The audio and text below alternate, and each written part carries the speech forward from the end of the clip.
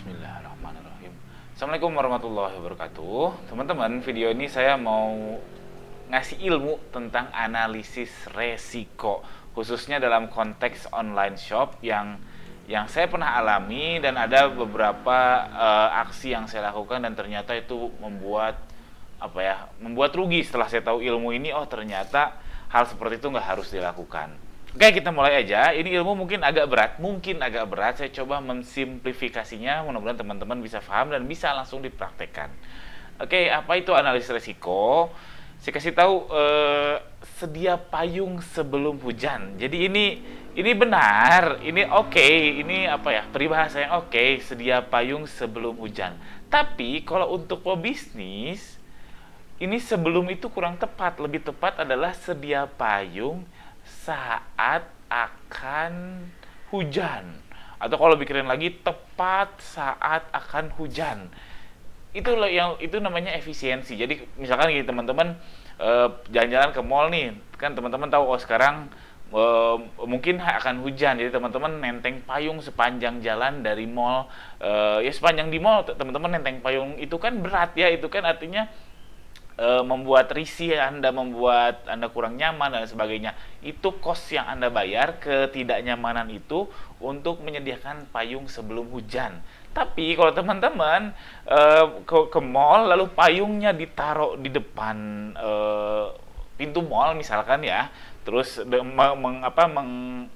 menghadapi resiko payung itu dicuri, teman-teman ya nggak apa-apa, teman-teman jalan-jalan dengan nyaman dan sebagainya, lalu pas keluar melihat oh ternyata akan mendung, ya sudah, keluarkan payungnya. Itu lebih efisien. Jadi lebih tepat itu untuk pebisnis bukan sebelum hujan tapi tepat saat akan hujan. Mudah-mudahan paham ya, karena saya juga bingung mencari analoginya. Atau lebih baik sedia payung saat gerimis daripada sebelum hujan, karena kalau gerimis basah dikit nggak apa-apa, tapi tiba-tiba ada payung jadinya efisien, jadinya nggak terlalu mahal kita mengeluarkan effort dan biaya.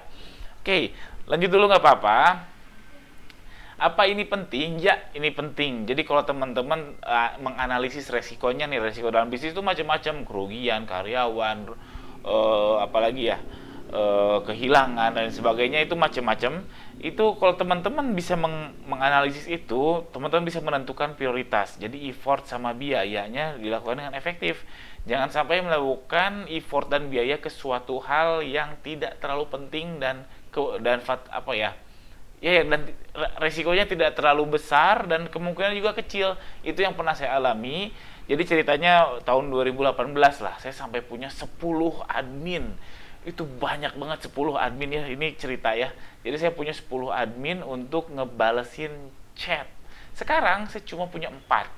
Itu 10 admin memang saya persiapkan untuk ngadepin lebaran, yang dimana ternyata lebaran chatnya nggak banyak-banyak amat, dan makin kesini itu ada namanya chatbot ya. Jadi kalau di Shopee, atau ya di Shopee khususnya, jadi sebelum chat dengan admin ada chatbot dulu. Jadi banyak orang yang gak jadi chat sama admin karena sudah diladeni oleh bot.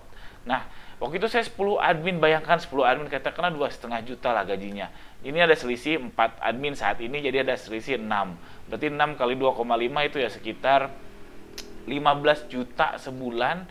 Itu saya merintih untuk mempersiapkan chat yang banyak, dan ternyata nggak pernah kebuktian chatnya sebanyak apa yang saya kira. Jadinya setelah saya mikir-mikir ketika itu, wah mahal sekali. Itu cost keluar 15 juta untuk gaji itu kurang lebih terjadi mungkin 4 atau 5 bulan lah.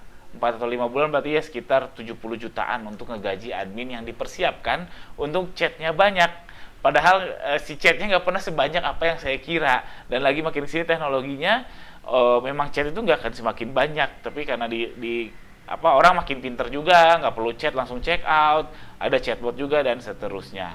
Itu yang effort dan biaya yang saya keluarkan untuk belajar hal ini. Oke, kita lanjut. Mudah-mudahan paham ceritanya, karena kadang saya masih subhanallah, masih mikir kok bisa kayak gitu, dan sekarang saya udah tahu ilmunya yang kayak gitu nggak bisa kita hindari. Namanya adalah risk assessment matrix. Jadi risk assessment itu kita mengakses atau memilah resiko-resikonya. Ini ada dua sumbu fatality sama sumbu probability. Fatality itu adalah impact-nya kepada bisnis Anda. Probability itu adalah kemungkinannya. Ini saya simplifikasi ya, karena kalau teman-teman googling risk assessment matrix itu ada yang macam-macam. Ini saya coba simplifikasi cuma 4 kuadran aja. Jadi ketika probability-nya tinggi, fatality-nya tinggi itu di sini. Ketika probability-nya tinggi, fatality-nya rendah itu di sini. Begitu juga sebaliknya.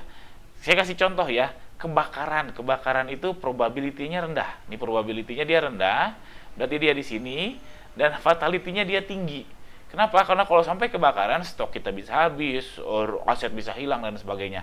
Berarti kita tulis di sini kebakaran.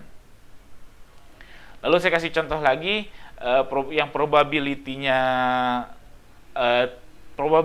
tinggi, fatality-nya tinggi, yaitu misalkan kan di sini ya, key player mau resign atau key player nggak nyaman.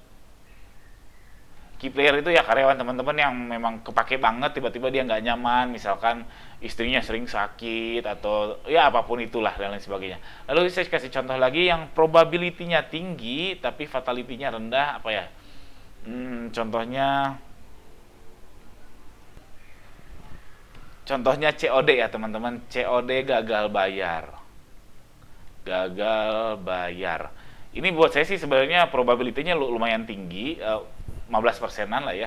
Tapi fatality-nya menurut saya nggak terlalu tinggi buat saya loh ya. Jadi bisa macam-macam ini menurut saya. Lalu yang probability-nya tinggi, kemungkinannya rendah tapi fatality-nya rendah, contohnya adalah barang hilang oleh kurir. Barang hilang oleh kurir. Ini contoh. Ini memang jarang sekali terjadi dan ketika terjadi pun kita bisa klaim, jadi fatality-nya rendah. Nah, kalau teman-teman sudah ngelis semua atau menulis semua semua resiko-resiko yang teman-teman hadapi, jadi teman-teman tahu apa yang harus teman-teman lakukan, mana dulu yang harus dilakukan. Sekarang yang low sama low ini probability-nya low, fatality-nya juga low, alias ini nggak penting-penting amat, jangan diambil pusing untuk mikirin itu ketika ada hal yang lain yang lebih penting. Kayak barang hilang oleh kurir, sekarang saya nggak ambil pusing. Dulu mungkin saya mikir harus dicek satu-satu resinya, wah repot.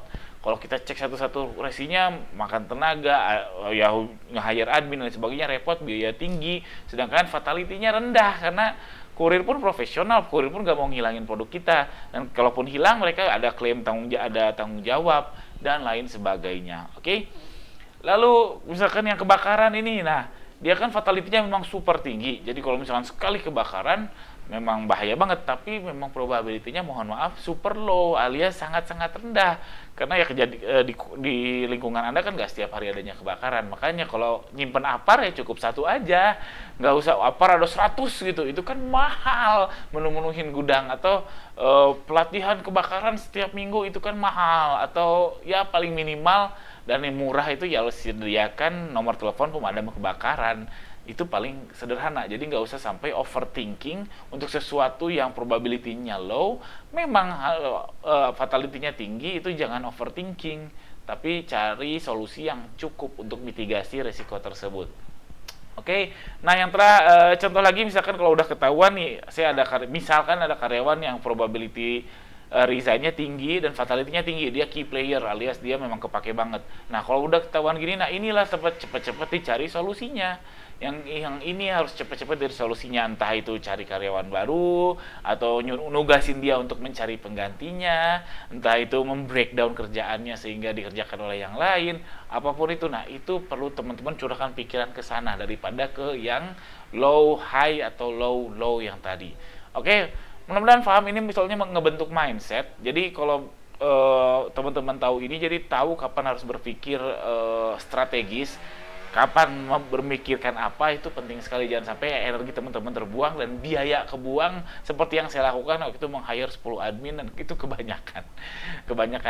Oke, output akhirnya seperti apa? Kalau yang saya punya itu, yang saya lakukan ya, jadi output akhirnya itu adalah sebuah spreadsheet planning. Jadi kalau kita punya plan, kita nggak akan kaget ketika menghadapi hal tersebut. Jadi saya list semua resiko yang yang kemungkinan dihadapi oleh toko saya, lalu probability-nya saya tulis, definisi apa, saya judge dia high atau low, fatality-nya juga high atau low, lalu saya tulis plan-nya. Jadi tiap resiko saya tulis plan-nya seperti apa, sehingga nanti kalau misalkan kejadian saya tinggal eksekusi plan-nya. Nggak perlu terlalu detail, nggak apa-apa, tapi kita sudah memikirkan ketika suatu saat plan ini kejadian, resiko ini kejadian, kita nggak kaget gitu, nggak collapse bisnis kita. Oh ya, kalau terus high sama low-nya ngitungnya gimana itu subjektif Anda aja. Bagaimana Anda menilai ini probability-nya tinggi, risikonya tinggi atau rendah dan sebagainya, itu subjektif Anda aja. Saya juga nggak ngitung pakai angka dan sebagainya. Cukup subjektif founder atau subjektif pebisnis aja itu sudah cukup sebetulnya. Oke, sekian aja. Ilmu ini panjang juga ternyata. Jika teman-teman merasa terbantu dengan ilmu ini, tolong praktekkan supaya saya dapat pahalanya, atau subscribe channel saya ini. Jika ada pertanyaan seputar hal ini atau seputar apapun, tolong tuliskan di kolom komentar di bawah. Sekian, assalamualaikum warahmatullahi wabarakatuh.